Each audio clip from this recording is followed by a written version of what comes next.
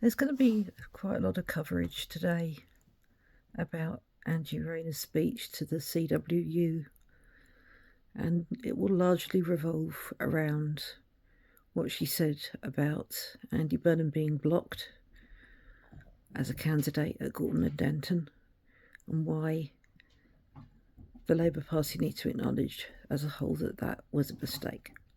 And that's largely where the media coverage is going to go, especially in light of Keir Starmer's speech as well today. But what I want to talk about is the little green fib that Angie Rayer told during her speech today, because she was clearly appealing not just to the CWU but to all unions not to leave the Labour Party.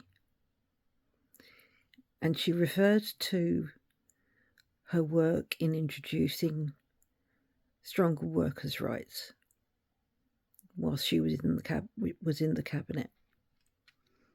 And she rightly pointed to the fact that Reform had voted against all of them. And then she said, and I've got the quote here directly, "The Greens often stood in the way too."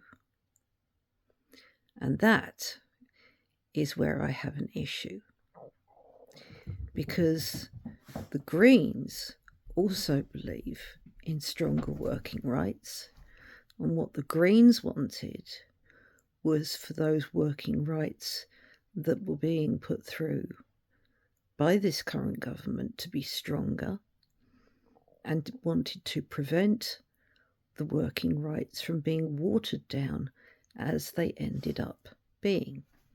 Because these are the working rights that the Green Party believe in, and this is a non-exhaustive list because the party membership is obviously still in talks vis-a-vis disability working rights.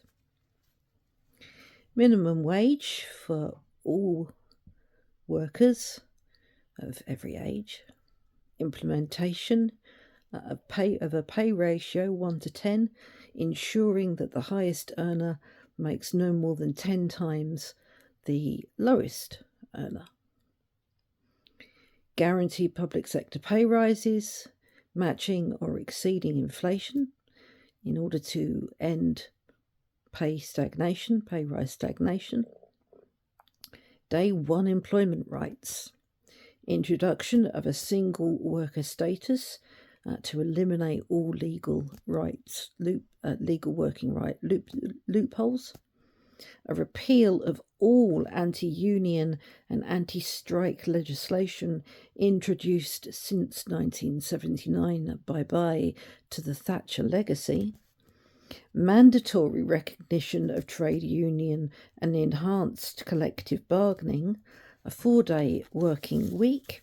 A right to switch off, to disconnect from work outside of designated hours, AI protection, a strong enforcement of the Equality Act to eliminate pay disparities, and green transition policies to protect oil and gas workers. And as I said, that's a non-exhaustive list, but that gives you some idea about how strong the Green Party's working rights platform actually is.